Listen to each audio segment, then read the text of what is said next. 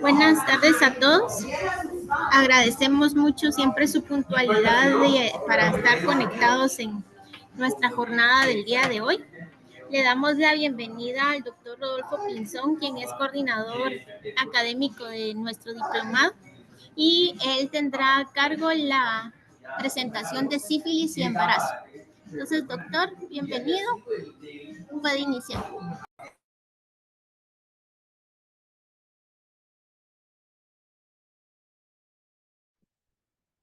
Sí, buenas tardes.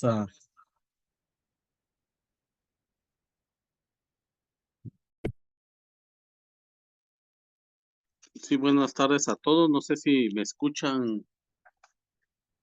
Sí, doctor, sí se le escucha muy bien. Bueno, el día de hoy vamos a continuar con este módulo que es sumamente importante para los objetivos que tiene toda unidad de atención integral y todas las personas que trabajamos en salud, lo que es la eliminación de la transmisión materno-infantil de no solamente una enfermedad, sino varias enfermedades. Ya ustedes escucharon esos términos, ya el doctor Juárez ya no utilizó, por ejemplo, la palabra prevención de la transmisión. No, nosotros ya no queremos, lo que queremos totalmente eliminar, que es la palabra que se está utilizando actualmente para referirse a lo que es, vamos a ver si corren, para lo que es la eliminación. La transmisión de una madre seropositiva, esta es la definición a sus hijos durante el embarazo, el parto, la lactancia, es lo que se conoce como transmisión vertical o transmisión materno-fetal. Antes teníamos, por ejemplo, únicamente lo que era VIH, después empezaron a agregarse y vieron que la estrategia de VIH era efectiva y posteriormente se fueron sumando otras estrategias como lo es hepatitis B, hepatitis C y sífilis. Pero actualmente, antes teníamos lo que era ETMI, luego era la ETMI triple, y luego ahora ya se ha sumado otra enfermedad también que es ETMI plus, lo cual se ha agregado a las enfermedades antes mencionadas. Eh, Esta enfermedad es la que se conoce como Chagas, que se ha propuesto también como parte de la eliminación, ya que ha visto un número creciente de Chagas congénito que se ha reportado en los países. Entonces, como les estaba mencionando, ya no solamente es de VIH lo que estamos hablando, sino la responsabilidad es cada vez más grande porque no solamente tenemos las hepatitis crónicas, las cuales son la B y la C, sino también la sífilis y la enfermedad de Chagas.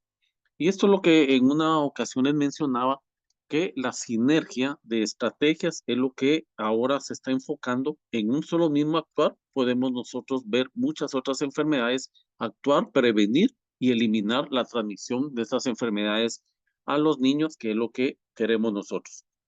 Esta es una situación que más adelante lo vamos a comentar, cómo se pueden ir reportando y cómo podemos ir visualizando todo lo que muchas veces hacemos, pero y lo importante que es el registro adecuado de toda la información que vamos a requerir y sobre todo la comunicación de toda esta información. Muchas veces hemos escuchado nosotros el término hablar países que han sido certificados, que son libres de la transmisión materno-infantil.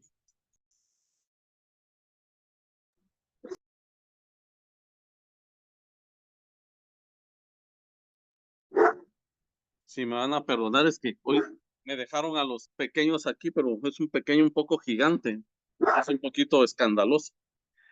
Pero les mencionaba que después de la validación del país como Cuba,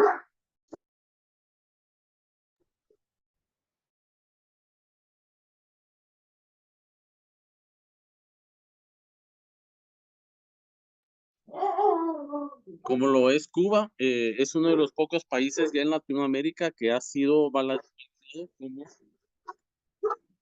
no ha sido validado como un país libre de la eliminación de la transmisión materno-infantil.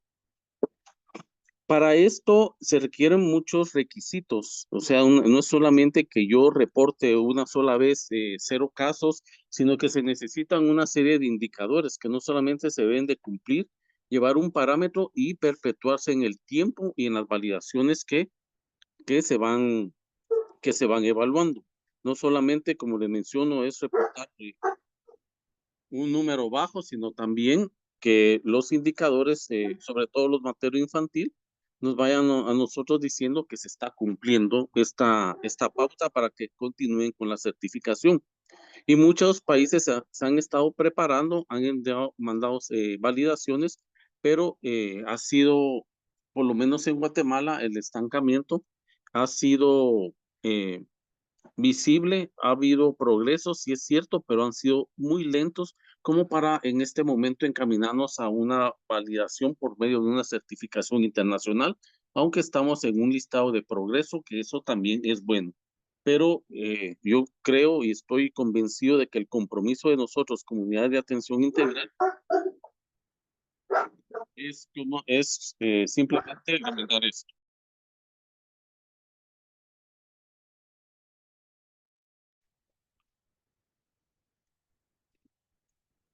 Los objetivos del proceso de la eliminación deben ser estos indicadores que aquí estamos mencionando. Por ejemplo, debe ser la atención prenatal y el análisis de las madres. La cobertura debe ser por lo menos al menos una visita en más del 95% de lo reportado en un país. Guatemala, si bien tiene arriba de un 90% que tienen un contacto en una primera vez, cuando vemos una segunda visita a control prenatal, esto decae más de un 50%. O sea que también estadísticamente nosotros tenemos que tener cuidado en la interpretación de esos datos, porque no quiere decir que el 95% de las mujeres vayan a llevar un control desde el primer momento de contacto con el centro de salud hasta la resolución del parto. Entonces, estas son las cosas que tenemos que interpretar con mucho cuidado antes de nosotros emitir alguna opinión al respecto. La cobertura de las pruebas de VIH en las mujeres embarazadas tiene que estar arriba del 95%. Recordemos que muchas veces, y esto ha sido un obstáculo y que también se ha ido trabajando y ha llevado progresos, es que las pruebas estén disponibles en todos los niveles de atención de control prenatal, no sea exclusivamente para una unidad de atención integral. También que no tengan estos horarios administrativos, que un centro de salud cierra a tal hora y que ahí ya no tengan la oportunidad. Se ha estado trabajando con programas con comadronas para ver si pueden también incorporarse a la detección como otra estrategia que se está también evaluando. La cobertura de las pruebas de sífilis en las mujeres embarazadas tiene que estar arriba del 95%. Y esto lo que nos habla a nosotros es no solamente que estén, sino que uno también como clínico o como está en una unidad de atención integral, haga las gestiones necesarias, las proyecciones necesarias.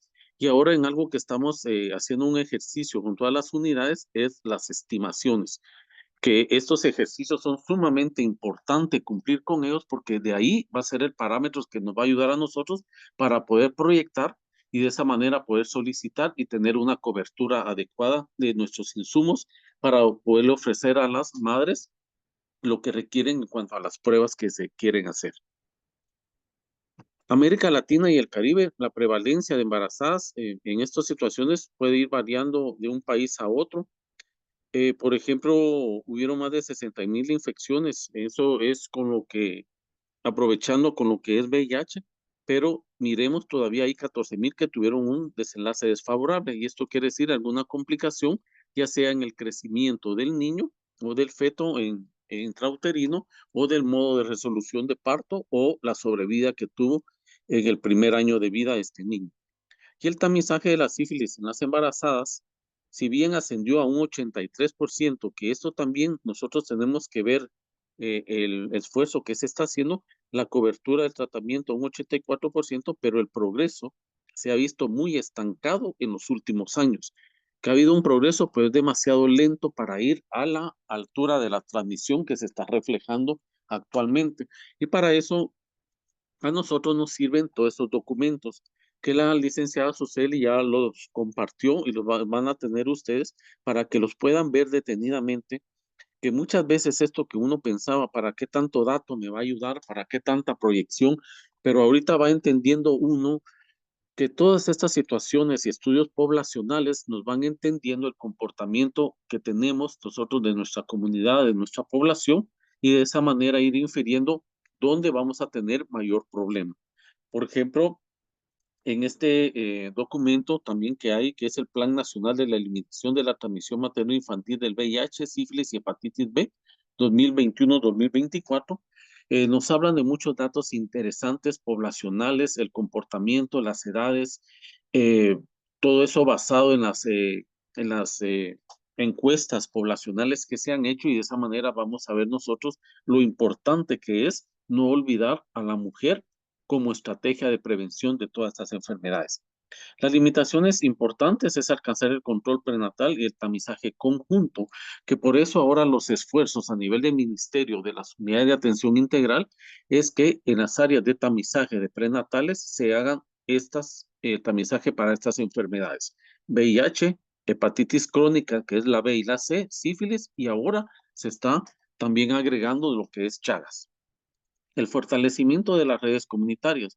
Conocer cómo trabaja el sistema nacional del ministerio es muy importante porque de esa manera va comprendiendo uno qué es lo que tiene, los alcances y las comunicaciones que debe tener con otros niveles para poder hacer actividades de lo que se denomina qué es lo que podemos hacer nosotros intramuros y qué es lo que se puede hacer extramuros, conociendo nosotros cómo trabajan las redes comunitarias, y lo que ahora se busca a través del ministerio es que esas redes estén totalmente integradas, comunicadas, y de esa manera facilitar muchas deficiencias que se ha venido teniendo por muchos años. Y de esa manera garantizar el tamizaje conjunto en un solo actuar, como hemos venido platicando. En la misma extracción de sangre, nosotros tenemos la oportunidad de hacer un diagnóstico o un descarte de enfermedad de esa persona que está consultando en ese momento. Otra de las situaciones que también estamos nosotros teniendo es el sistema de referencia y contrarreferencia, que esta es una debilidad que se ha venido manejando por muchos, muchos años, en el cual cómo garantizar nosotros que esa persona llegue y también tener la certeza de qué fue la respuesta que tuvieron, y nosotros también esa contrarreferencia para darle el seguimiento.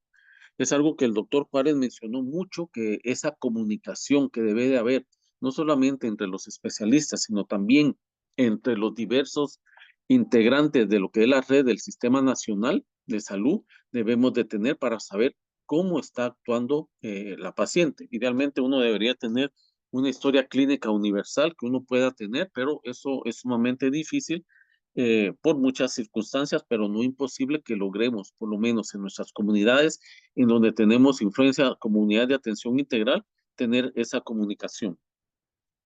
El sistema de información también es muy importante.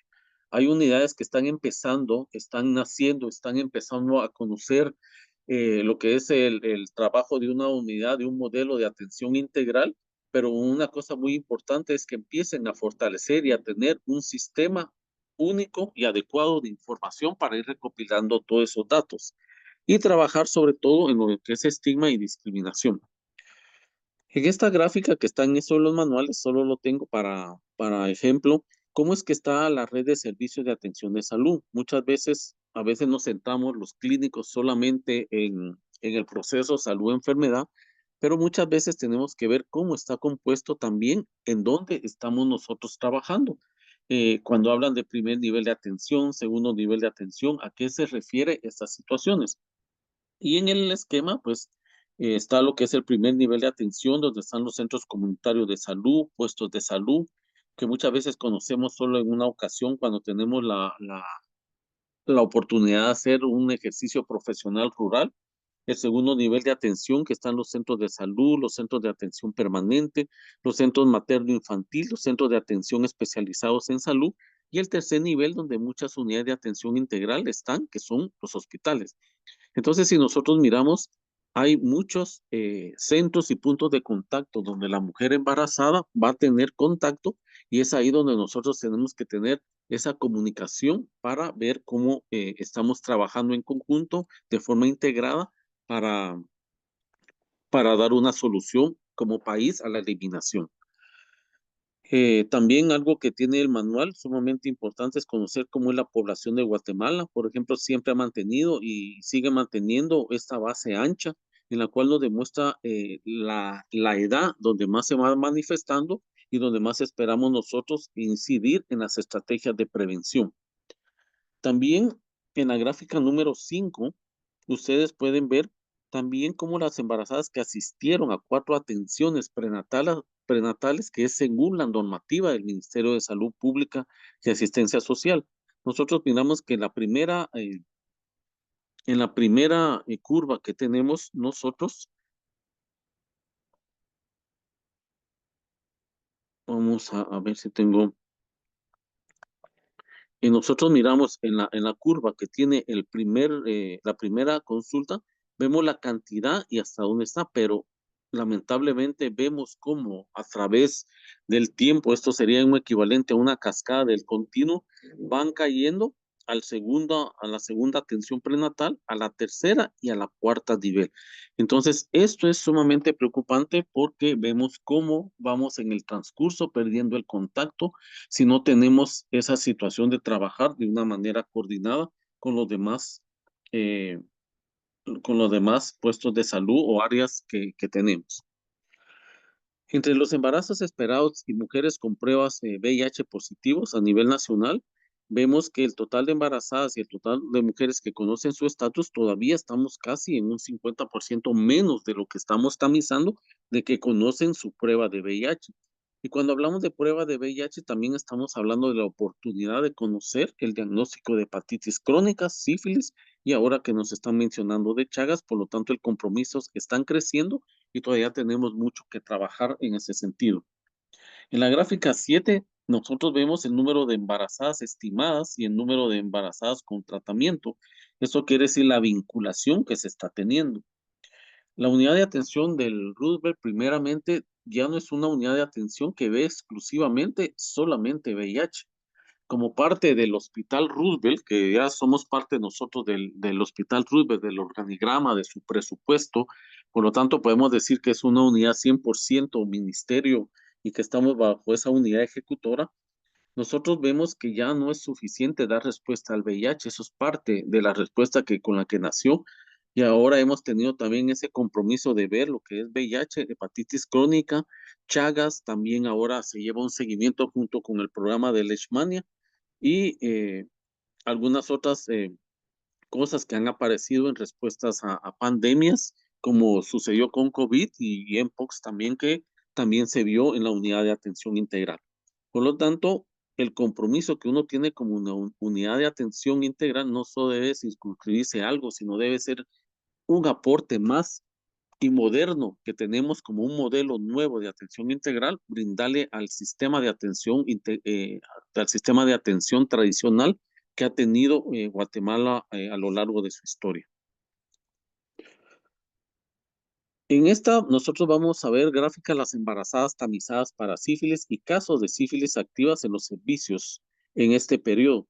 Nosotros vamos viendo que si bien vamos teniendo las embarazadas tamizadas, los casos también de sífilis activa que se van teniendo, vamos viendo el comportamiento.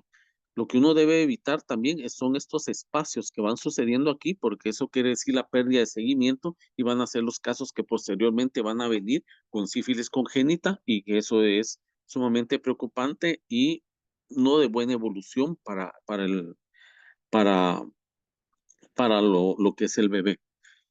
Vemos que después del 2018, los casos de sífilis activa superaron incluso los tamizajes que estábamos haciendo en mujeres embarazadas que se estaban haciendo y que se estaban reportando.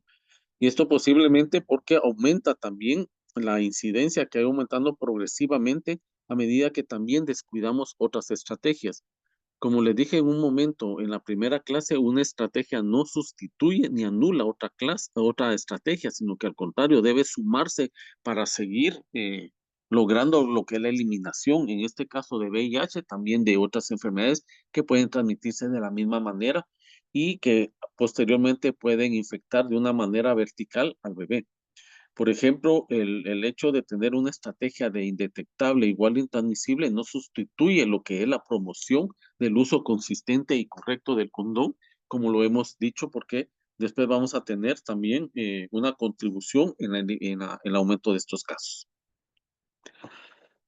En lo que nosotros mencionábamos al principio de lo que era la información, se trabajó una tesis y es una tesis que también la tienen como bibliografía y es una tesis muy importante porque eso establece una línea basal que antes no se tenía. Muchas veces tenemos datos recopilados, almacenados, pero si esos no son analizados y no son publicados, como en este caso, pasa por inadvertido y como dice la doctora Zamoya, pasamos anónimos a ser en lo que nosotros hacemos totalmente.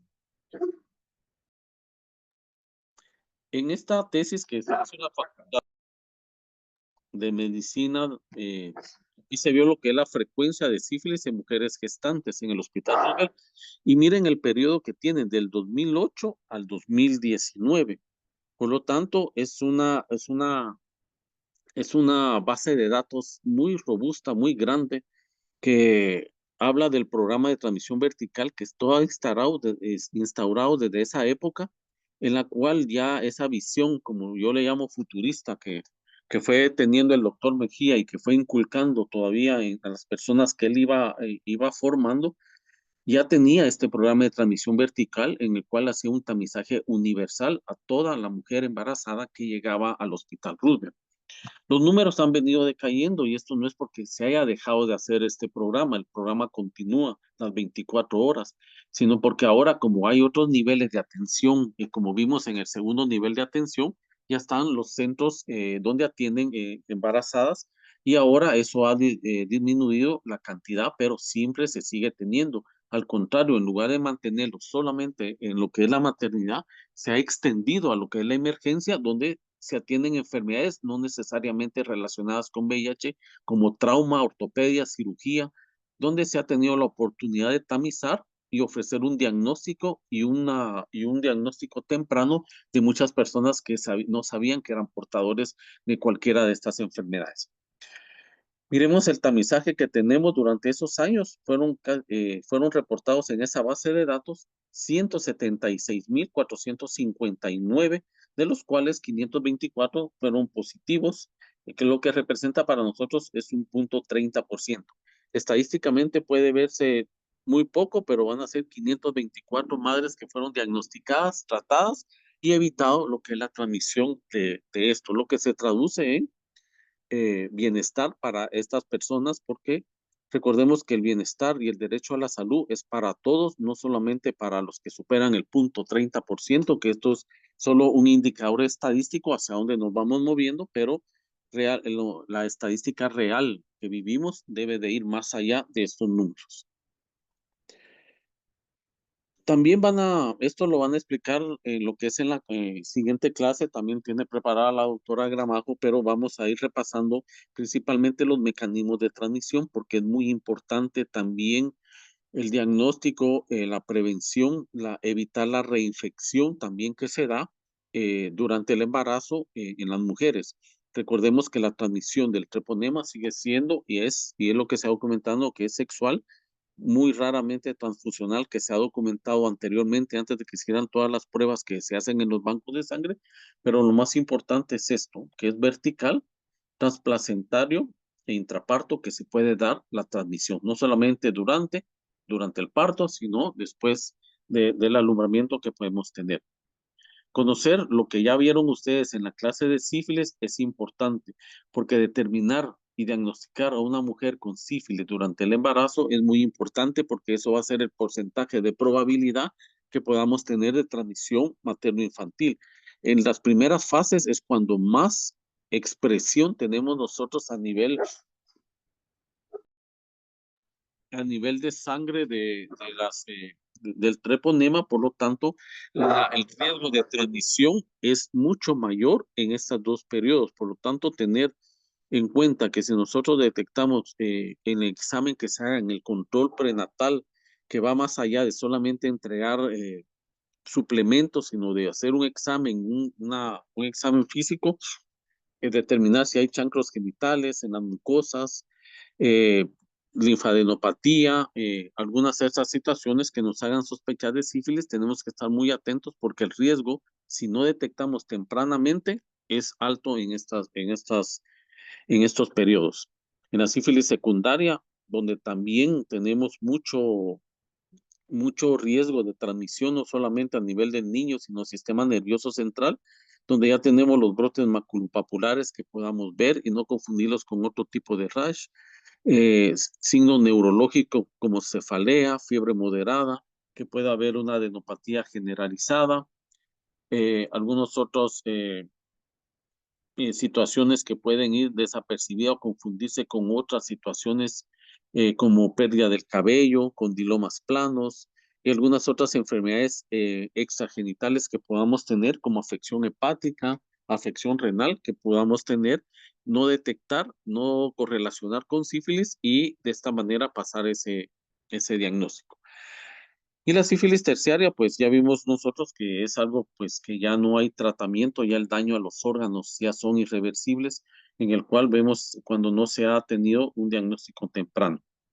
Por lo tanto, los diagnósticos siempre van a estar. Muchas veces esto es más semántico, más gramatical que práctico de lo que vamos a hacer cuando la sífilis es temprana o tardía, si es menor a un año, mayor a un año. Recordemos que muchas veces las normas están para guiarnos, pero el criterio clínico debe prevalecer sobre todo esto. Recuérdense que nosotros tratamos pacientes, no tratamos normas ni guías, y el criterio clínico es lo que debe prevalecer sobre estas pautas. Si bien tenemos que tenerlas en cuenta para guiar también nuestro pensamiento a la hora de tener una decisión. Los efectos que se tienen y no muchas veces son reportados como causa de sífilis congénita, por ejemplo, como muerte fetal o neonatal, muchas veces pueden ser atribuibles a muchas causas, pero no se van encauzando lo que es sífilis en el embarazo. Bajo peso al nacer, restricciones del crecimiento, prematuridad, son cosas que deben alertarnos también a nosotros a tener ese diagnóstico de sífilis en el embarazo. Lo que es el tamizaje. Lo que es el tamizaje en gestantes, nosotros vamos a ver pruebas que ya vimos nosotros en el área de diagnóstico, que ahí existen pruebas treponémicas y pruebas no treponémicas. Las pruebas treponémicas pueden ser BDRL o RPR, que estas van a ser cuantitativas, o sea que van a tener diluciones que son diferentes a las rápidas, que esas únicamente nos sirven para saber quién sí y quién no, pero el seguimiento y caracterizar el estatus de la enfermedad nos lo van a dar las pruebas de BDRL o RPR de una manera cuantitativa, y cuando decimos cuantitativas quiere decir por medio de las diluciones que se pueden tener. En el primer trimestre o al ingreso del control prenatal debemos de tener esta prueba a las 28 semanas y deberíamos de tener lo más cercano al parto de la persona. Cuando tenemos diluciones arriba de 1 en 8, podemos hablar de esto, o de 1 en 2 o 1 en 4 con una prueba treponémica. En el caso de embarazo, podemos considerarlo también como un caso de sífilis, y recordemos que aquí el actuar es mucho más importante que una persona no embarazada, que nosotros podemos catalogar como pasada, podemos observarlo, podemos darnos más tiempo de seguir teniendo un monitoreo clínico. No así en la embarazada, que el actuar puede a veces uno pecar de más, pero es mejor hacerlo así que de menos. Y la historia de sífilis bien tratada, que debe ser documentada, y esto debe ser comunicado al momento en el expediente, para que de esa manera, ya sea el obstetra y el pediatra, sepan de que el tratamiento, en qué semana de gestación lo recibió, para poder catalogar a una persona bien tratada o parcialmente tratada o con tratamiento inadecuado, como es el que se conoce.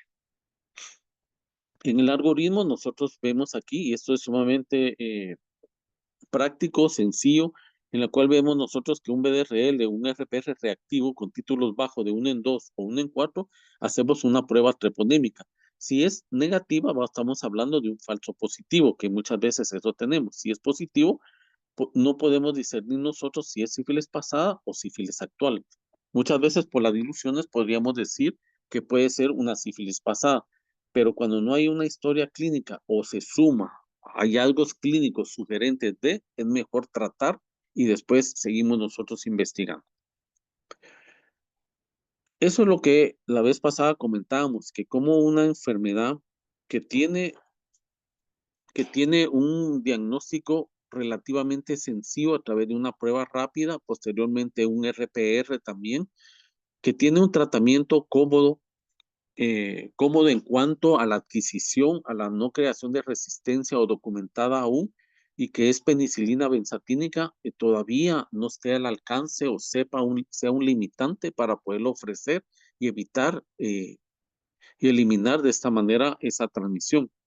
Entonces, es esto lo que es penicilina, es el tratamiento, es lo que se debiera de tener, o sea, que solo nos hace falta hacer el diagnóstico, tener la penicilina, administrarla de manera correcta, y como mencionaba también, ya quitar los mitos de la penicilina y ir estableciendo una verdadera historia de alergia, si es que más por miedo al dolor que puedan ser referidos por la inyección, eh, establecer una verdadera historia de lo que es alergia a la penicilina. Muchas veces nos dicen, soy alérgico a la penicilina, pero cuando ustedes ven en sus antecedentes, si han tomado amoxicilina por un dolor dental o han tomado ampicilina por una infección de oídos anteriormente, entonces uno duda realmente de eso.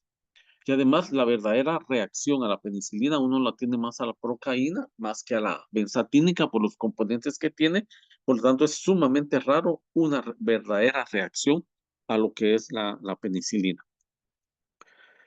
Estos son las diferentes etapas y sigue siendo penicilina, a excepción de que usamos penicilina cristalina cuando hay ya eh, una, una afección a un sistema o órgano blanco, como es sistema nervioso central o afección ocular, que se puede considerar como una neurosífilis, y el tratamiento de elección sigue siendo y es penicilina cristalina, 24 millones por 14 días.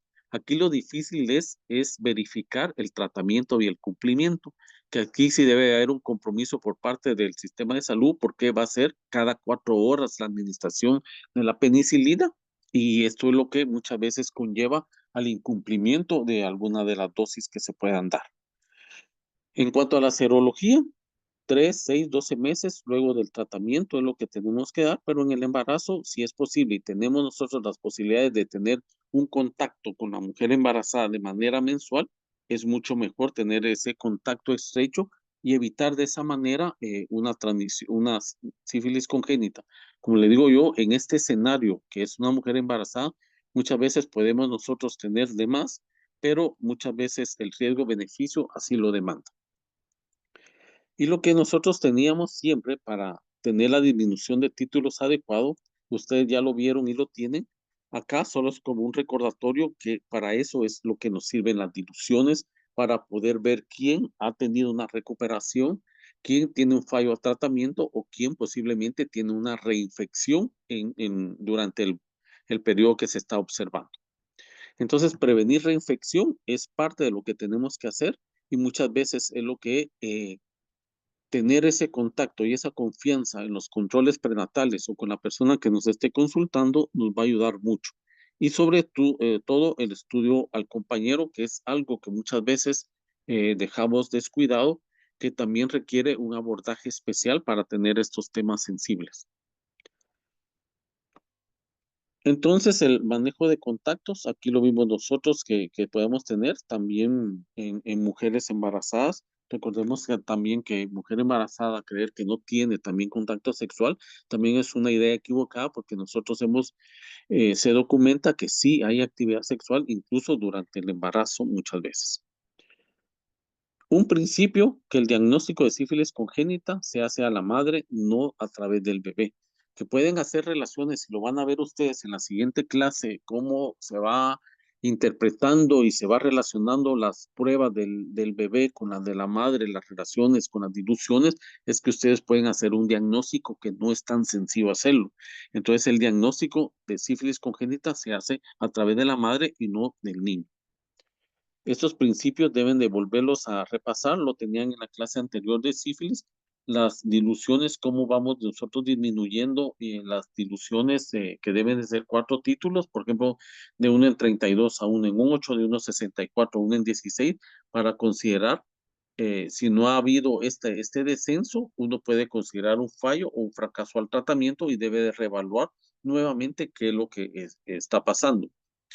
También reinfección o recurrencia cuando aumentan los títulos también. Ese es el famoso número que vamos a ir manejando con las diluciones de 4 veces, ya sea más o menos, para establecer nosotros resolución, curación, fracaso o reinfección que podamos ir viendo nosotros. Algo que tenemos que documentar bien en nuestro seguimiento de una mujer embarazada es esto. Por ejemplo, que pierda alguna de las dosis de tratamiento con penicilina. Y esto es sumamente importante que lo conozca la mamá, porque muchas veces va a decir, si yo voy a decir que no me puse mis 2 dosis, me van a volver otra vez a pinchar, y entonces es lo que no quiero. Pero uno debe de tener esa confianza y esa claridad del riesgo que tiene de no tratarse bien esta enfermedad durante el embarazo. Todo tratamiento antibiótico que sea diferente a la penicilina es considerado como inadecuado, ya sea sensible o no, que se ha estudiado que puede ser una alternativa eficaz, todavía se sigue considerando como inadecuado, ya que el tratamiento preferente sigue siendo penicilina. Por lo tanto, el objetivo debe ser este antibiótico a utilizarse. Pero muchas veces entramos en la negociación o nos entran en la negociación que no quieren que esto, pero nosotros debemos de ser claros de los riesgos que tiene de no tratar adecuadamente y con el antibiótico adecuado a la madre embarazada. También algo importante es tratadas en los últimos 30 días antes del parto. Esto también es importante porque si me puse la penicilina a los 15 días, yo no lo voy a considerar como un tratamiento adecuado, sino que lo debo reportar para que de esta manera el pediatra a la hora de nacer tenga un examen dirigido acerca de este bebé y el seguimiento acerca de sus órganos, con lo que requiere el seguimiento que van a ver en la siguiente clase, va a tener el bebé para cuando tenemos un tratamiento totalmente inadecuado.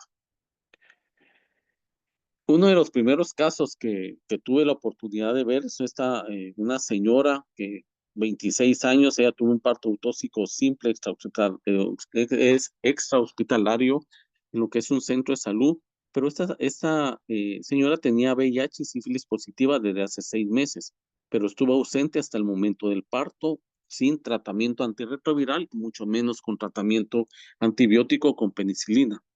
Y esto se los traigo porque esta es la peor situación, porque este es un total fracaso en nuestra detección precoz.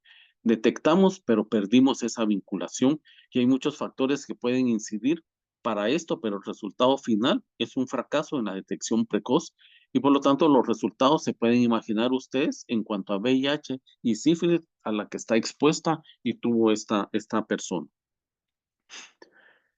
En esto, pues, Yo lo que quiero ver más que todo es que vayan viendo ustedes, por ejemplo, de esta persona de 24 años que convive con una pareja cero discordante porque la señora es negativa, pero el esposo es VIH positivo con tratamiento antirretroviral indetectable. La mujer cursa con embarazo, tiene una prueba de VIH que está negativa, pero un BRL que tiene un en 2 confirmada con una prueba treponémica que está positiva. Entonces, una de las preguntas es, primero, tenemos dos escenarios, dos enfermedades que estamos comprometidos en la eliminación materno-infantil, que es el VIH y la sífilis. Damos seguimiento cada 3 meses, como es convencional. En este caso, como es mujer, damos una respuesta que no. ¿Y por qué lo vamos a tener que no? Porque la madre negativa con anticuerpos lo hacemos cada 6 meses durante el embarazo. Porque de esa manera podemos ver una seroconversión y podemos iniciar tratamiento antirretroviral de una manera inmediata. También podemos ver la seroconversión o de la madre, incluso posparto, como se ha estado ahora manejando en las normas internacionales de hacer el tamizaje. Y ahora modernamente podemos ser y evaluar si la persona no fuera una persona detectable, la persona sea una candidata también a profilaxias preexposición que podamos utilizar. En este caso, el tratamiento con penicilina benzatínica lo daríamos, sí y no. Entonces, es de las preguntas que nosotros podemos hacer. Ya estamos viendo lo del VIH, ya vimos el intervalo que vamos a utilizar, la vigilancia que vamos a usar, las opciones que podemos tener, pero en el caso de sífilis muchas veces se nos olvida si lo tratamos o no lo tratamos, y ahí es donde nosotros recordamos lo que es el algoritmo.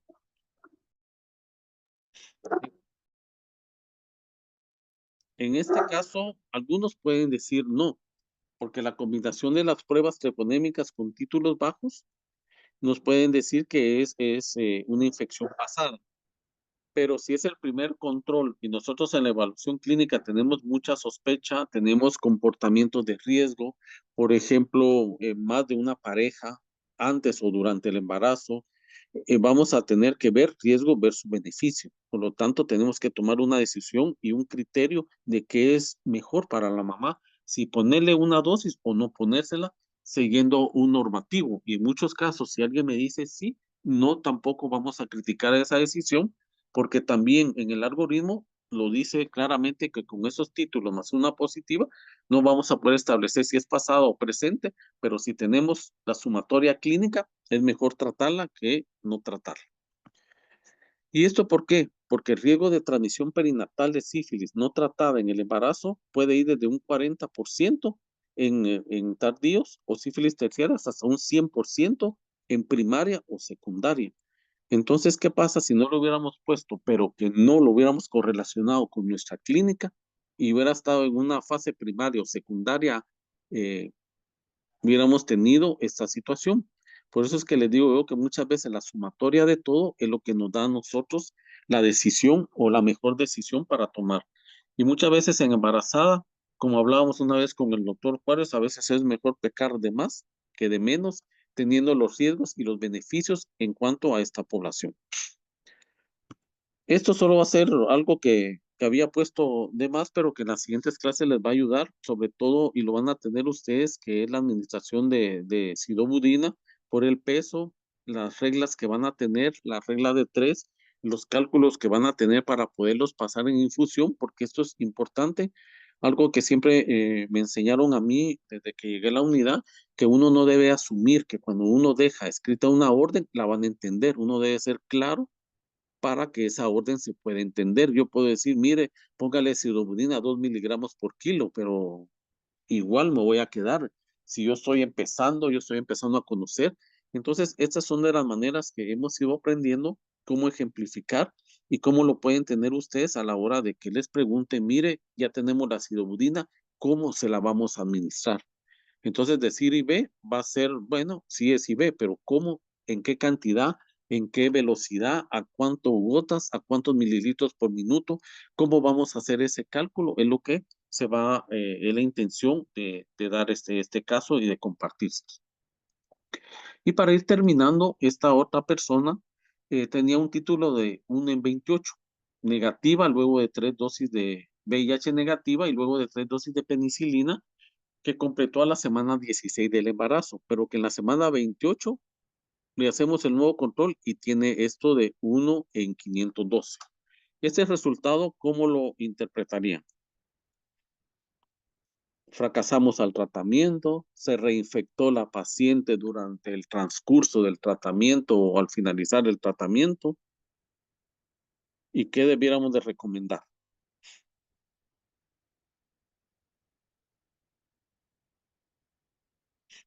A ver, Silvia Ávila nos dice que es fracaso.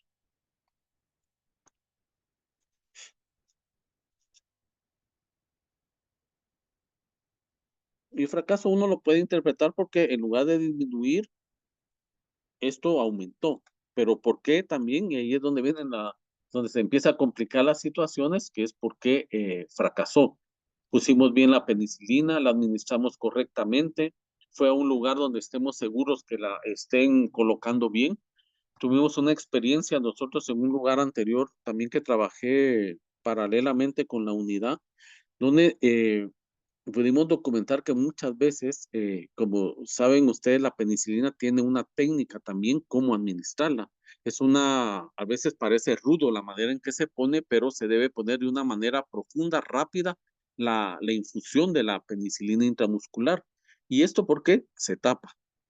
Y muchas personas les pasa eso. Y lo que documentamos una vez en un lugar de trabajo fue que por no repetir o por no volver a hacer otra de las diluciones, simplemente ponía lo que se había administrado, sacaba la aguja y simplemente se ponía como que lo hubiera administrado, son de las cosas que muchas veces también sucede y se han reportado.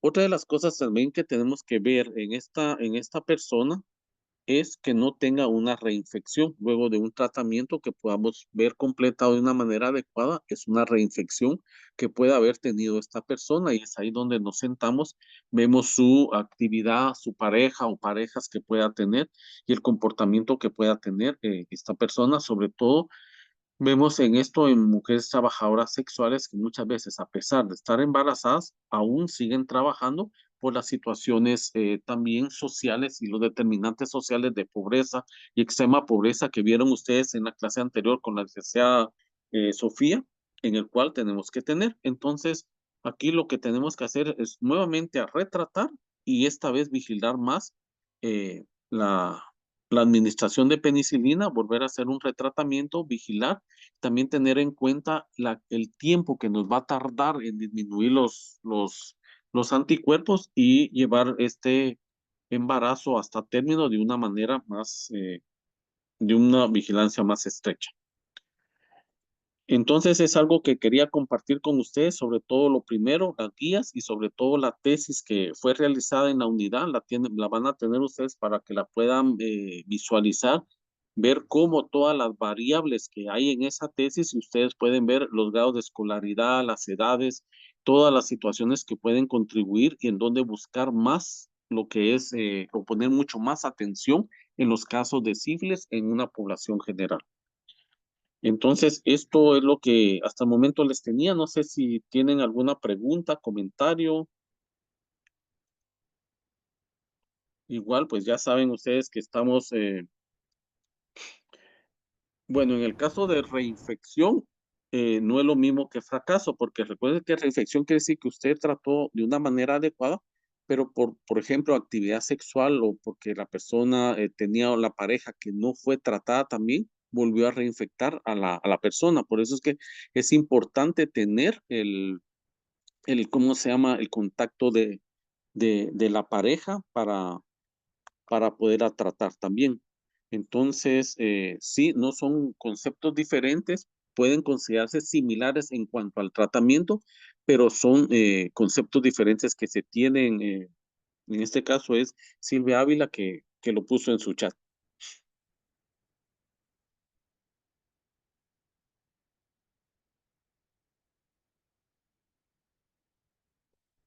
Vamos a ver, Gilmita, ¿con cuánto de dilación o cómo es de dilución? ¿Cómo es la pregunta?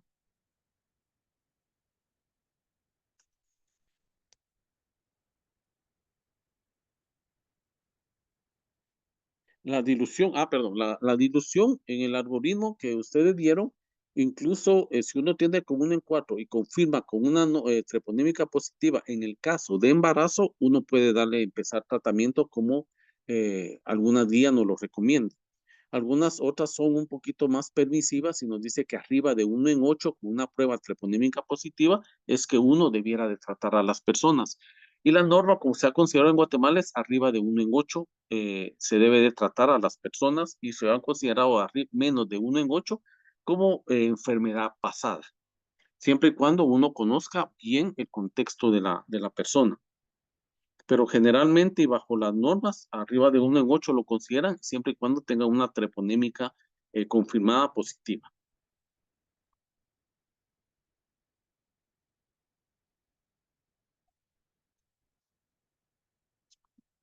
La última vez hicieron una pregunta con respecto al bebé, y yo creo que también la hizo, aquí se identifica como Gilmita, también ahorita se le va a responder de una manera amplia como en la siguiente clase que va a ser la doctora Gramajo, que ella es pediatra, que está en la unidad también, ella tiene ya muchos años de experiencia en el manejo, seguimiento y tratamiento de la población pediátrica con nosotros, junto con el doctor Juárez, y es una persona que le ha gustado mucho y el compromiso que tiene con sus pacientes para responder la pregunta en cuanto al seguimiento del recién nacido.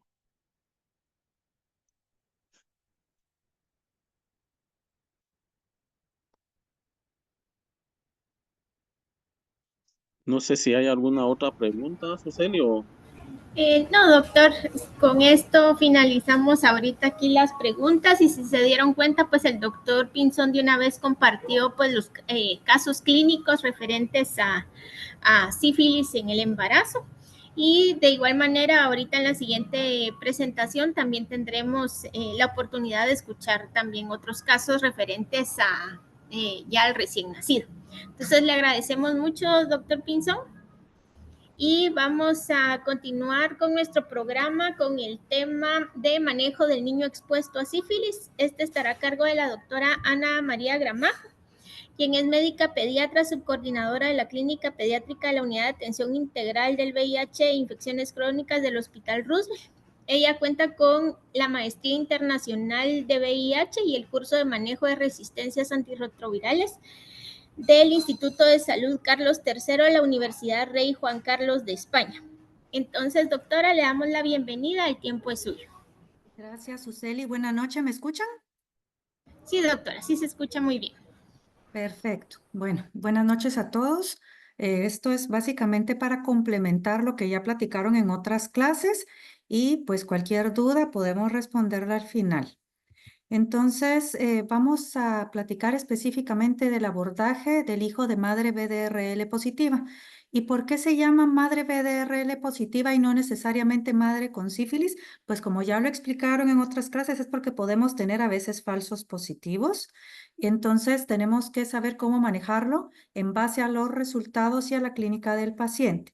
Esto ya lo vieron, solo es un recordatorio, ¿verdad? Que la sífilis es causada por el Treponema pallidum. Tiene la característica esta espiroqueta, que su tiempo de división es lento, pero microbiológicamente es difícil porque no se puede cultivar y el único huésped natural es el hombre. Es importante recalcar que ha habido desde hace 10 años, pero particularmente desde hace 5 años, un aumento de 500% casos solo en Estados Unidos y se considera que es casi un 300% alrededor del mundo. No es solo Latinoamérica o no solo países en desarrollo quienes presentan estos problemas, es en todo el mundo. Se considera que hay una tasa de incidencia alrededor del 5% y se considera también que 1 millón de gestantes en todo el mundo por año se infectan con sífilis. También más de 300,000 muertes anuales fetales y neonatales y el riesgo de muerte prematura es más de 200,000 niños por año. Se estima que alrededor de entre 166,000 y casi 350,000 niños nacen con sífilis alrededor del mundo. Y es importante recordar que ¿por qué puede suceder esto? ¿Por qué puede transmitir la madre al recién nacido la sífilis sin que a veces la madre tenga algún síntoma? Y esto es porque hay una poca respuesta inflamatoria por parte de la madre. Recordemos de que el sistema inmunológico está deprimido durante el embarazo. En el caso de que la madre esté en sífilis primaria o secundaria, hay una inhibición de la respuesta mediada por células, sobre todo en la etapa primaria. Hay actividad celular letal natural que aumenta en la sífilis temprana, pero de ahí se deprime en la secundaria y en la latente, ¿verdad? Entonces, es importante recordar esto. También, como ustedes ya vieron, sabemos que en la etapa primaria, que es cuando aparece el chancro, la serología es negativa y la serología se va a volver positiva después, cuando ya aparecen los síntomas de la sífilis secundaria. Esto ya lo revisaron, es solo un repasito, ¿verdad? ¿Cuál es la etapa latente después, ¿verdad? De pasar de la etapa primaria y aguda, donde pues aquí se va a tornar asintomática y la única manera en que la vamos a diagnosticar es mediante serologías positivas. Y esto es muy importante porque la mayoría de los casos, al menos en nuestra experiencia, la mayoría de los casos se diagnostican al final del embarazo, cuando la madre llega a tener a su bebé en el hospital donde se tamiza de rutina en las emergencias de maternidad, ¿verdad? Es casi de casualidad o que llega a la emergencia por otra circunstancia o otra sintomatología, se le ofrece el tamizaje y la sorpresa es que sale positiva, ¿verdad? Así que muchas veces el diagnóstico es solo por serología, sino porque la madre tenga algún síntoma. De ahí recordar las manifestaciones de la sífilis tardía, la sífilis terciaria, ¿verdad? Y toda la evolución natural de la enfermedad que desafortunadamente fue conocida por el caso Tuskegee, ¿verdad? En Estados Unidos y que de hecho también en Guatemala vivimos esto, ¿verdad? Que infectaban a las personas y de ahí veían cómo se manifestaba la enfermedad si no le dábamos tratamiento y de ahí cómo curarla, ¿verdad? Llegar hasta neurosífilis, sífilis cardiovascular y las GOMES. Ahora vamos a centrarnos en la sífilis congénita y esta es básicamente en la mujer que no ha sido tratada. Cuando estamos en la etapa de sífilis primaria, como comentaba el doctor Pinzón, es prácticamente del 100%. Si la mamá está en etapa de sífilis primaria durante el embarazo, pero particularmente en el último trimestre del embarazo, la probabilidad de transmisión es casi del 100%. Si estamos en sífilis secundaria, la transmisión es alrededor del 90% y de ahí va bajando, ¿verdad? Como vemos de que ya hay respuesta inmunológica, pues tardíamente puede ser menos del 8%. El asunto es que la mayoría de veces no sabemos en qué etapa de la sífilis se encuentra la mujer embarazada. Ya cuando la madre pues ha infectado a su hijo durante el embarazo, pues hay un riesgo de muerte intrauterina de hasta un 25%. Ojo, abortos hasta 52 a 55%, restricción del crecimiento intrauterino, parto prematuro y muerte perinatal hasta en un 50% de los casos. Tenemos que recordar que el treponema puede atravesar la placenta desde la 9ª semana de gestación y aumenta el riesgo conforme avanza el embarazo. Y sobre todo en el parto, si hay chancro, porque ahí es por contacto, ¿verdad? Em, es importante también recordar, y esto siempre se los platico yo a los residentes y a quienes nos consultan, para abordar a un hijo de mamá con BRL positivo o con una mamá presuntivamente infectada por sífilis, es de que si la mamá se infectó en el último trimestre del embarazo, tenemos que recordar que las mujeres tienen vida sexual y muy probablemente van a tenerla todo el embarazo. Si esta mujer se infecta en el último trimestre del embarazo, pero particularmente muy cercano del parto, el bebé no solo va a ser asintomático en más del 60% de los casos, sino que puede llegar a tener pruebas negativas porque o se acaba de infectar o si la madre se acaba de infectar y le transmitió sífilis a su hijo, la madre ni siquiera generaba anticuerpos suficientes como para transmitírselos a su hijo tampoco, ¿verdad? Entonces, entre más tarde en el embarazo, mayor probabilidad de pruebas negativas al nacimiento y mayor probabilidad de que el bebé sea asintomático al nacimiento aunque esté infectado, ¿verdad? Y recordar, pues lo que hablamos hace un ratito, que así como el sistema inmunológico entra en equilibrio para conservar al feto, esto deprime la respuesta TH1, que esta es la que permite que se desarrollen varias infecciones, no solo sífilis, ¿verdad? De ahí, pues, parte de las manifestaciones patológicas que presenta la sífilis congénita tienen que ver con la adhesión del treponema a las células en multiplicación y particularmente a las células endoteliales y arteriolas, ¿verdad? Y vénulas del recién nacido. Así que esto puede explicar por qué podemos tener tantas manifestaciones clínicas. Ahora, ¿cómo podemos evaluar estas manifestaciones? La verdad es de que es poco probable que las encontremos antes del nacimiento, pero si las buscáramos, muy probablemente las encontraríamos, ¿verdad? Si nosotros, pues ya tuviéramos un diagnóstico en el ultrasonido, podríamos encontrar desde hidrops fetal, eritropoyesis extramedular, que usualmente puede manifestarse también como hidrops fetal. ¿Y a qué se refiere la eritropoyesis extramedular?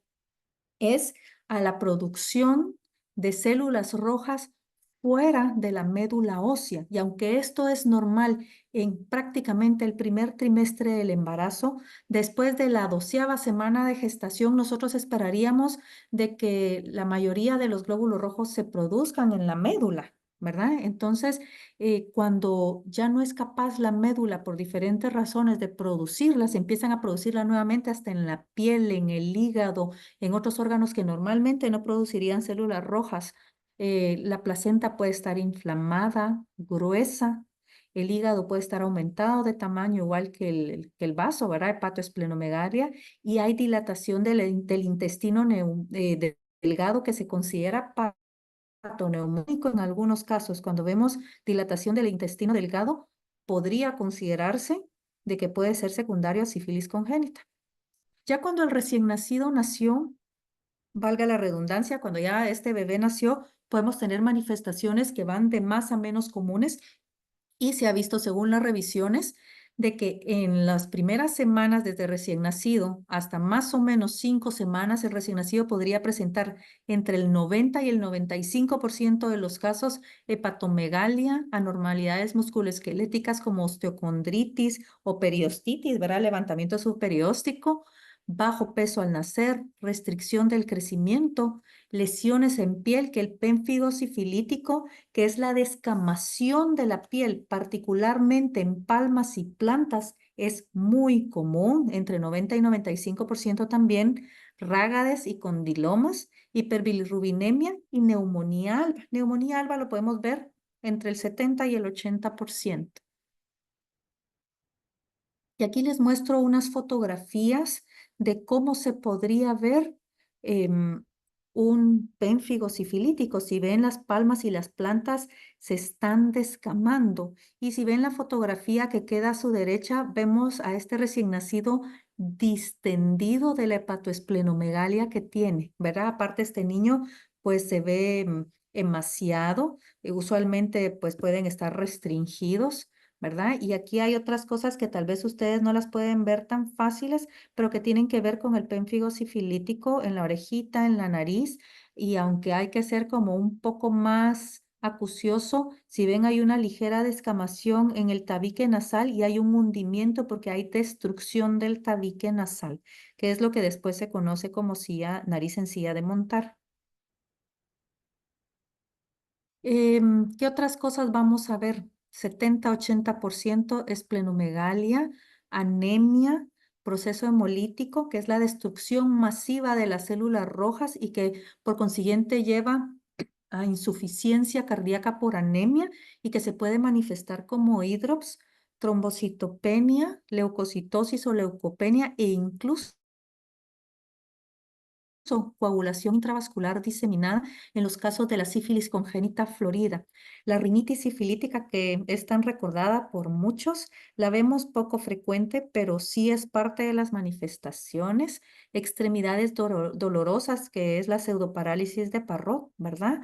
La pancreatitis, anormalidades en sistema nervioso central, que pueden ir desde meningoencefalitis hasta una hidrocefalia, afectación de la pituitaria o simplemente hiperproteinorraquia podría ser una manifestación de sífilis, ¿verdad? Particularmente de neurosífilis.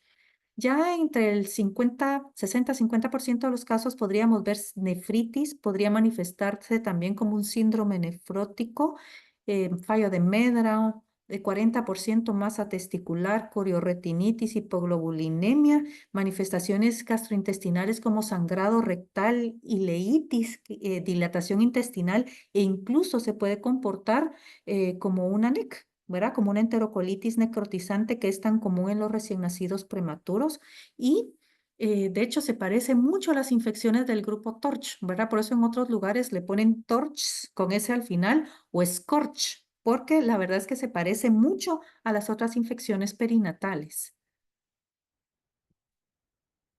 Ya tardíamente, que es lo que estábamos acostumbrados a ver en los libros, ¿verdad? Esto se da después de los 2 años de vida, usualmente en un niño que no ha sido tratado, y el 40% de los casos pueden presentar fontanela bombada, hipoplasia maxilar, arco palatino perforado alto o puede ser un paladar ojival. La famosa triada de Hutchinson, ¿verdad? Que son los dientes de Hutchinson con las muescas, la queratitis intersticial, sordera, ¿verdad? Que es parte de la triada, molar en mora o los rágades, que lo podemos ver aquí en las fotos. Las muescas en los dientes son típicas y cuando ustedes vean a un paciente con dientes así, investiguemos, ¿verdad? Investiguemos. También de las otras famosas son las tibias en sable, como pueden ver en la radiografía a su lado derecho, la nariz encía de montar por la destrucción del tabique nasal, que lo vimos en el recién nacido en las fotos anteriores, ¿verdad? O aquí que lo pueden ver, el signo de Humenaki, que es osteitis y engrosamiento de la clavícula, la artritis de Cluton o la meningitis crónica con hidrocefalia progresiva. Esto es, como les decía, en los niños que no fueron tratados. Ahora, ¿cómo diagnosticamos la sífilis? Y la verdad es que para confirmar un caso tendríamos que identificar directamente al treponema, como en fluidos o en lesiones a través de la microscopía de campo oscuro o anticuerpos fluorescentes, histopatologías, inoculación animal, pruebas serológicas y la detección de ADN mediante PCR. El diagnóstico confirmado es microbiológico o patológico y la verdad es que rara vez llegamos a esto. Casi siempre el diagnóstico es por pruebas serológicas y por eso es que es tan importante aprender a identificar cómo abordamos según los resultados, cómo interpretamos estos resultados. Entonces, recordemos que dentro de las pruebas serológicas tenemos las no treponémicas como el BDRL y el RPR y las treponémicas que ya son las dirigidas directamente mediante pruebas de antígeno anticuerpo a treponema pallidum como es FTABS, MHATP, TPHA e incluso la IgM contra treponema. ¿Y cómo diagnosticaríamos entonces a un recién nacido? Si nosotros sabemos que esta madre tiene una prueba positiva, no importa la titulación. Si esta mamá tiene un TPHA positivo, hacemos una prueba no treponémica que es un RPR o un BRL positivo y hacemos una prueba treponémica y sale positivo, tenemos que tamizar al recién nacido aunque la madre tenga un RPR o un BRL positivo débil, ¿sí? ¿Qué le vamos a hacer a ese recién nacido para identificar qué riesgo tiene y cómo tenemos que abordarlo? Pues tendríamos que hacer varias pruebas y esto es en base al tipo de riesgo que este recién nacido tiene. Un BRL o un RPR siempre con titulación, como explicaba el doctor en su clase.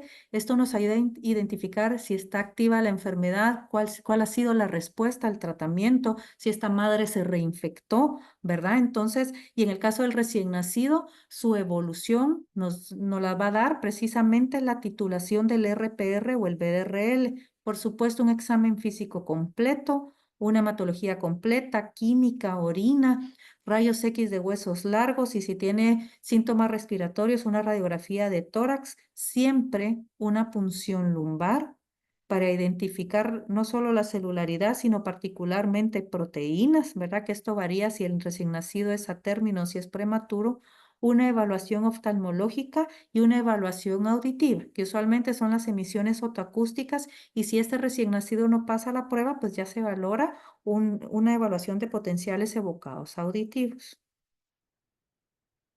Ahora, ¿cómo definimos los casos según CDC? Y de ahí nos vamos a pasar a los abordajes según el escenario en el que está la madre y el hijo. Un caso confirmado es la identificación del treponema pallidum, como hablábamos en microscopía de campo oscuro o anticuerpos fluorescentes en tejidos. Y la verdad es que rara vez hacemos esto, ¿verdad? O PCR, que ya lo incluyen en las últimas, pero de lo contrario, nosotros no tenemos cómo hacer un caso confirmado de rutina, salvo que mandáramos la placenta a estudio, ¿verdad? O que hiciéramos una biopsia, pero la verdad es de que en la mayor parte de los casos no vamos a tener un caso confirmado, pero podemos tener un caso presuntivo. ¿Y quién es un caso presuntivo? Es un hijo de madre no tratada o inadecuadamente tratada al momento del nacimiento, o cualquier niño con pruebas treponémicas positivas, con signos físicos de sífilis congénita, con signos radiológicos de sífilis congénita, con un líquido cefalorraquídeo con un BDRL reactivo, o con un niño que tenga BDRL o RPR 4 titulaciones arriba del de la madre. Ahora es importante recordar que no todos los casos, aunque las guías nos dicen esto, no todos los casos el recién nacido va a tener cuatro titulaciones arriba de la madre. Yo les diría que por lo menos entre el 60 y el 70% de los casos en nuestra experiencia el recién nacido no tiene titulaciones arriba de la madre, y esto no descarta el diagnóstico. Ahora, solo para recordar, como ya lo comentaba el doctor, quién es una madre no tratada o inadecuadamente tratada. Es cualquier madre que no haya recibido tratamiento con penicilina, sino que le hayan administrado otros regímenes antibióticos. Un tratamiento no documentado. Ay, mire, doctora, fíjese que a mí me pusieron 5 inyecciones, pero no me recuerdo de qué. Pero le dijeron que era para la sífilis. Sí, pero no me recuerdo de qué. Eso es un tratamiento no documentado, y si la madre no tiene un tratamiento no documentado, no podemos decir que fue adecuadamente tratada. Que el tratamiento, las 3 dosis, no sean terminadas antes de 4 semanas previas al nacimiento, se considera inadecuadamente tratada. Una madre VIH positiva, como ya lo explicaba el doctor Pinzón, ¿verdad? Pruebas no treponémicas sin titulación o sin presentar disminución en la misma, por ejemplo, que la madre fue tratada pero no presentó disminución en la titulación, o pruebas no treponémicas con incremento respecto al previo, a pesar de que haya sido tratada la madre, lo que puede indicar una reinfección, se considera una madre no tratada o inadecuadamente tratada. Ahora vamos a hablar de los escenarios de abordaje, ¿sí? Es muy importante conocer esto porque esto nos dice qué tenemos que hacer con los recién nacidos. ¿Quién es escenario 1?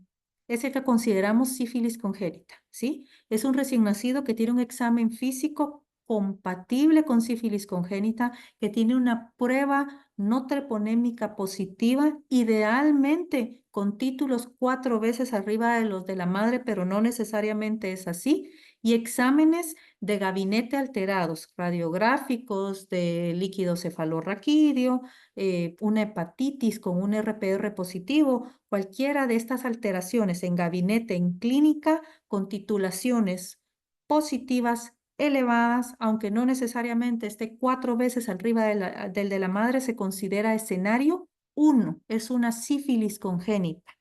Todo recién nacido que es una sífilis congénita o un escenario 1, se ingresa, se le hace todos los estudios que hablamos y se trata, ¿sí? Y todos estos niños necesitan seguimiento ambulatorio. No solo los tratamos y los dejamos ir, todos necesitan seguimiento, ¿sí? Entonces, escenario 1, no olviden, es la típica sífilis congénita, y ese niño lo ingresamos, lo estudiamos, lo tratamos, ¿sí? Ahora, el escenario 2 es una madre no tratada o inadecuadamente tratada, pero que el recién nacido tiene un examen físico normal y tiene un RPR positivo. ¿Quiénes son ellos? Son escenario 2, que probablemente solo hayan sido expuestos, pero como vimos, también puede ser que sí estén infectados, pero que estén asintomáticos al momento del nacimiento. ¿Qué hacemos con un escenario 2? Que ahí está el 90% de los casos de los niños. ¿Qué hacemos con ellos? Los ingresamos, los estudiamos, le hacemos todos sus estudios, que ya vimos cuáles son, y los tratamos. Pero mire, es que no tiene síntomas, no importa. Ese niño se le ingresa, se le estudia y se le trata, ¿sí? Aunque no tenga ninguna manifestación clínica e incluso si la madre no fue tratada, aunque el recién nacido tenga una prueba negativa, como esta madre no fue tratada, el recién nacido se ingresa, se estudia y se trata, ¿sí? Muy bien, ahora vamos a pasar al escenario 3. ¿Quién es escenario 3? Es el hijo de la madre tratada antes de las últimas 4 semanas del embarazo. Completó su esquema de 3 dosis antes de las 4 semanas previas al nacimiento. No hay evidencia de reinfección o recaída y el examen físico del recién nacido es normal.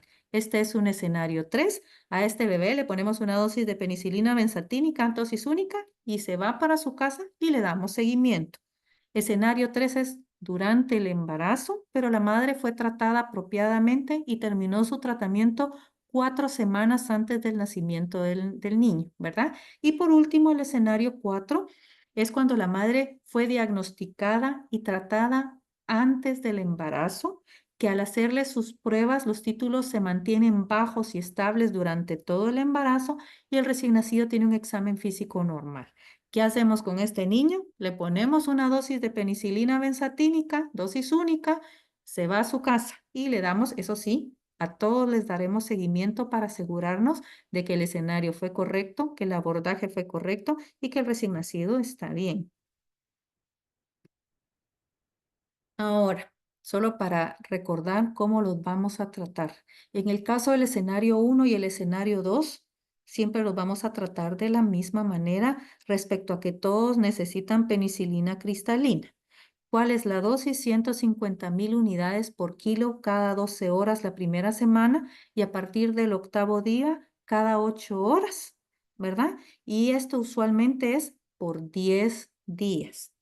La neurosífilis se trata de 10 a 14 días, pero si estamos sospechando que es una neurosífilis son 200,000 unidades, ¿sí?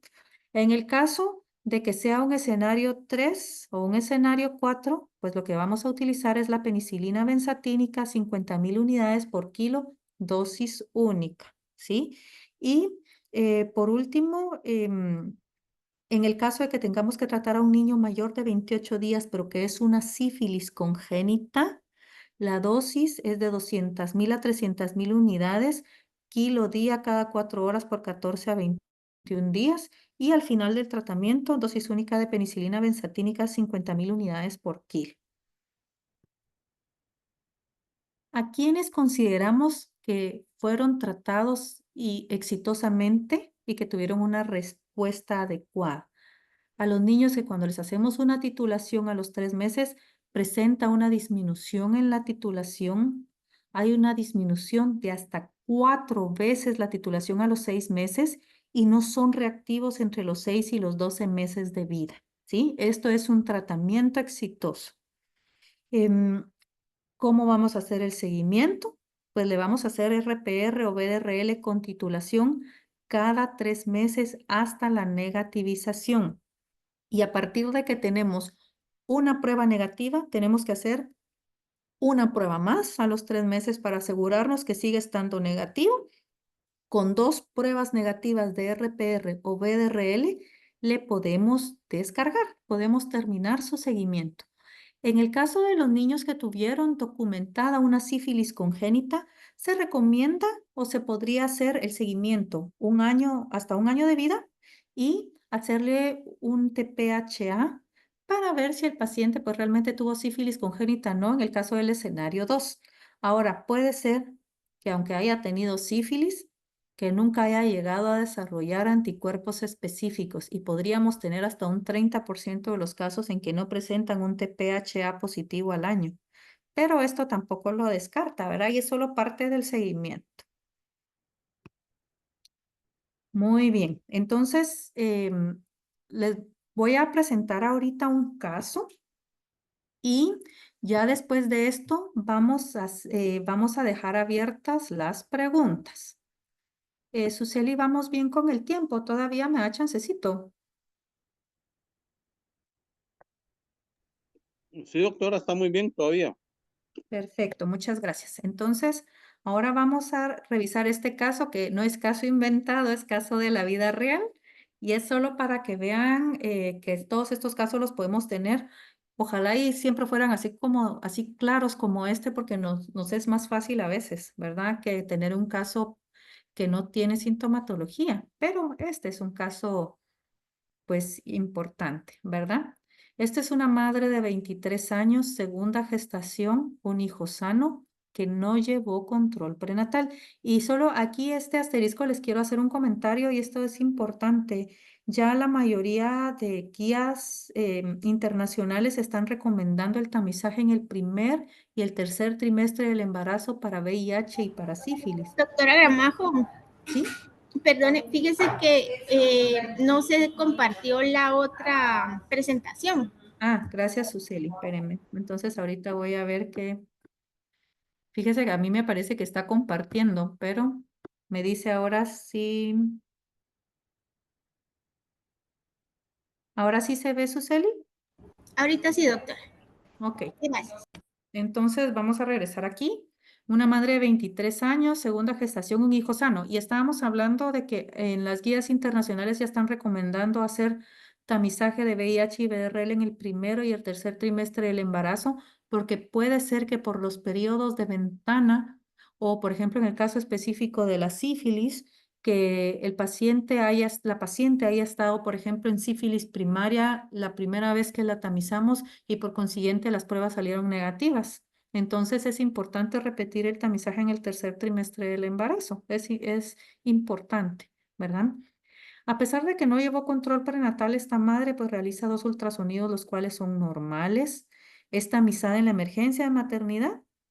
Le hacen prueba de VIH, prueba de hepatitis B, antígeno de superficie y anticuerpos contra hepatitis C, las cuales son negativas, pero le hacen un RPR, el cual sale positivo con una titulación 1 en 8.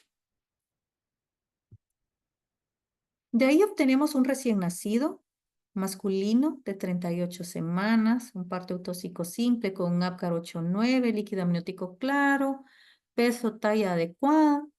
Como la madre no llevó control prenatal y la diagnosticamos en la emergencia, pues ciertamente ella sale positiva, se le hace una prueba al recién nacido y el recién nacido sale pues con un RPR positivo 1 en 2. Si ven aquí, pues hasta el momento pues no pareciera nada especial. Examinan al recién nacido, ven que todo está bien, pero cuando revisan piel, ven que hay descamación palmoplantar. Y por supuesto, al residente que tomó esta foto le jalamos las orejas porque no tenía guantes puestos. Un hijo de madre BRL positiva con un RPR positivo y con pénfigo sifilítico, les presento al pénfigo sifilítico de un recién nacido de hace un año, es altamente infectocontagioso. Entonces, estos son signos de sífilis congénita. No tenía hepatoesplenomegalia, tenía un RPR 1 en 2. Si se dan cuenta, este recién nacido no tenía 4 titulaciones arriba del de la madre. Apenas era una titulación de 1 en 2. Pero si pueden ver, tiene pénfigo sifilítico. Y recordemos lo que estábamos hablando, ¿verdad? Los casos confirmados y de los casos probables, ¿verdad? Y que esta mamá, pues que ahí es donde entra este recién nacido, porque esta mamá no fue tratada, ¿verdad? El recién nacido tiene una prueba serológica positiva, tiene signos físicos de sífilis congénita, ¿verdad?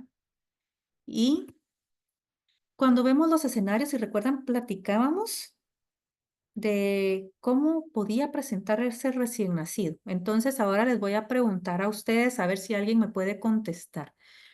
En base a lo que vimos, la madre no fue tratada, el recién nacido tiene una titulación positiva, menor a la de la madre, pero tiene una titulación positiva, tiene signos clínicos positivos. Solo con esto, ¿en qué escenario lo clasificarían ustedes? A ver, cuéntenme. A alguien que se anime ahí a contarme.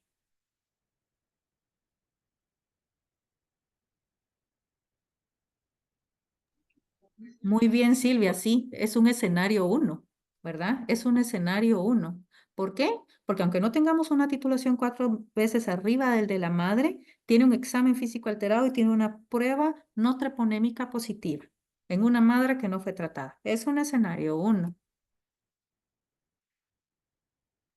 Muy bien, déjenme ver. Ahí está, muy bien. Entonces, si estábamos viendo, platicábamos, ¿en qué momento la madre fue tratada? En ningún momento, ¿verdad? La madre no recibió tratamiento. Y aquí comparamos, como les platicaba, la madre tenía 1 en 8 y el bebé en vez de tener 4 veces arriba el de la madre, pues es menor al de la madre, pero tiene hallazgos positivos y se considera escenario 1. Se le hizo una hematología con 19,000 blancos para un recién nacido. Puede ser normal en las primeras 24 horas tener hasta 19,000 blancos. 12,8 hemoglobina, plaquetas 370,000. La creatinina, 0,9. Se repitió la creatinina más adelante. Si se dan cuenta, la TGO está elevada. Se le hizo una punción lumbar que estaba básicamente normal. Una orina normal y un ultrasonido abdominal normal. Ahora les voy a mostrar las radiografías. La verdad es que el niño no tenía sintomatología respiratoria en ese momento. Se le hizo una placa y estaba básicamente normal. Le hicieron de cráneo y de huesos largos. Y aunque no sé si lo logren ver, quiero que vean la tibia y el peroné y que vean, el fémur no tiene realmente manifestaciones, pero si ven húmero y si ven tibia y peroné, van a ver que hay una línea blanca engrosada en estos huesos largos y que estos son signos de levantamiento subperióstico, incluso en las de fémur y de tibia se ven hasta pérdida de la continuidad ósea. También tenía sífilis ósea. ¿Qué tratamiento recibió? Pues penicilina cristalina, como ya hablábamos, repaso, 150,000 unidades por kilo por día cada 12 horas hasta los 7 días. Y a partir del día 8 hasta el día 10, pues se le administró cada 8 horas. ¿Qué pasó con este pobre niño? Hizo una reacción de Harris-Hersheimer, no sé si alguien se recuerda qué es. Que me imagino que lo vieron. Vamos a ver aquí si alguien ha respondido por ahí. Bueno, que esto es una reacción cuando hay una alta espiroquetemia, ¿verdad? Y puede presentar, que de hecho esto fue lo que le pasó al niño, fiebre, rash, taquicardia, hipotensión, ¿verdad? Tuvimos que tratarlo por esto, tuvimos que interrumpir la penicilina y se le reinició posteriormente. Se le tuvieron que dar 10 días de nuevo y esto es importante porque cuando suspendemos por más de 24 horas la administración de penicilina, tenemos que empezar el esquema de nuevo.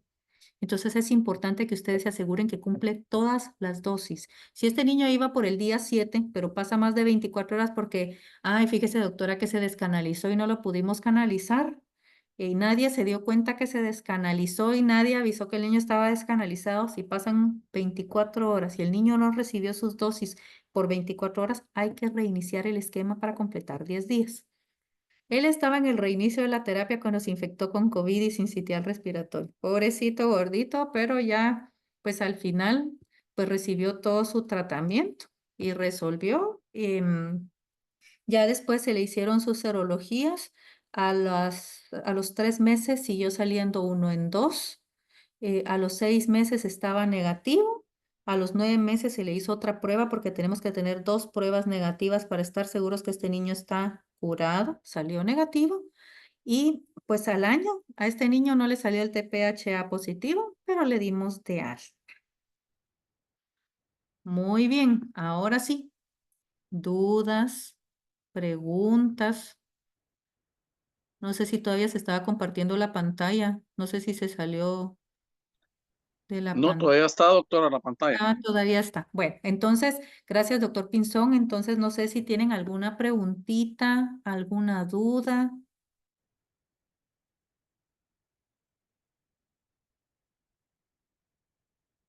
O yo les pregunto.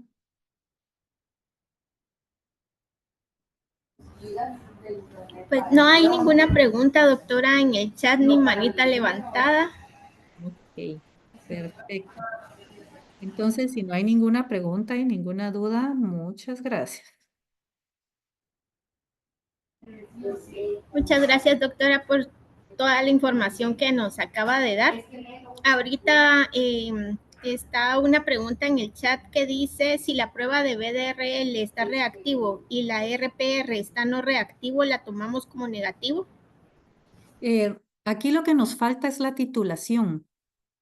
¿Por qué es importante la titulación? Podríamos tener una RPR, por ejemplo, en este caso un BRL reactivo y un RPR que es no reactivo, pero podría ser que este paciente esté haciendo un fenómeno prozona. ¿Qué es un fenómeno prozona? Cuando hay un alto nivel de espiroquetemia, hay tanta concentración de treponemas que no permite la reacción antígeno-anticuerpo en la prueba. No permite la reacción de tantas espiroquetas que hay condensadas en la muestra que estamos evaluando. Entonces, ¿qué hay que hacer? Hacer diluciones para ver si está positiva a mayores diluciones. Eso se llama fenómeno prozona y es común. Así que no podemos considerarlo negativo. Tenemos que asegurarnos mediante todas las pruebas que este paciente de verdad está negativo y las titulaciones son vitales para poderlo hacer.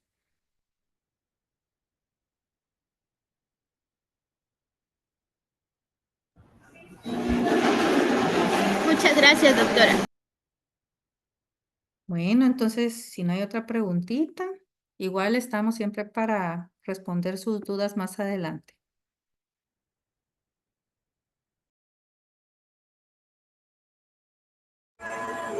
Muchas gracias, doctora, por tan valiosa presentación y toda la información que nos acaba de proporcionar. Esperamos a todos ustedes que puedan ahí sí que ver siempre los casos, porque con estos casos uno pues ahí sí que logra poner en práctica toda la información que nos acaban de dar. Y con esto pues vamos a dar por finalizada la jornada de hoy. Ahorita en el chat les estoy compartiendo el link del estudio clínico que dijo la doctora Yohaira respecto a la terapia antirretroviral con tenofovir alafenamida, por si ustedes pues ahí sí que lo quieren consultar. Entonces, doctor Pinzón, le doy las palabras finales. Bueno, muchas gracias, Suseli, y a la doctora Gramajo. Esperamos que esto solo haya sido un incentivo para ver lo importante que es la eliminación materno-infantil. Y de hecho, pues es una programación que se tiene, tener ya incluso un módulo exclusivamente solo de estos temas con más profundidad y especificidad de lo que ahorita estamos nosotros, ¿cómo se llama?, abordando, porque esto es sumamente importante y sobre todo ahorita que están unidades de atención integral que se están desarrollando, están empezando a crecer y el compromiso, como les digo yo, que tenemos. Ya el caso de la autora Gramajo, pues habla más de lo que nosotros tenemos que hacer para evitar esta situación de que se sigue dando todavía en Guatemala. También solo una última también sugerencia y cosas que tenemos. Cuando ustedes hagan seguimiento de sífilis, nunca alternen las pruebas, BDRL una vez, RPR otra vez, no, que siempre háganlo con el mismo principio, porque los dos, si bien son pruebas rápidas que tienen esta característica, tienen sus principios diferentes para la interpretación, entonces, para no tener esta situación. Y agradecerles a todos pues que hayan permanecido conectados y como les digo, esta clase y este módulo solo son el principio para algo que va a haber más adelante que se va a compartir con todas las unidades. Así que muchas gracias y feliz noche.